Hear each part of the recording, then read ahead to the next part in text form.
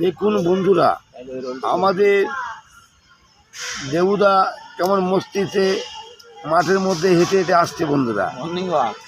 দেখছেন বন্ধুরা, মস্তি আছে। অবশ্যই একটা লাইভ কমেন্ট শেয়ার ওনাকে করবেন, ঠিক আছে বন্ধুরা। দেখুন এতে কেমন মস্তি দাঁড়ালো, ঠিক আছে বন্ধুরা। অবশ্যই একটা লাইভ কমেন্ট শেয়ার করবেন।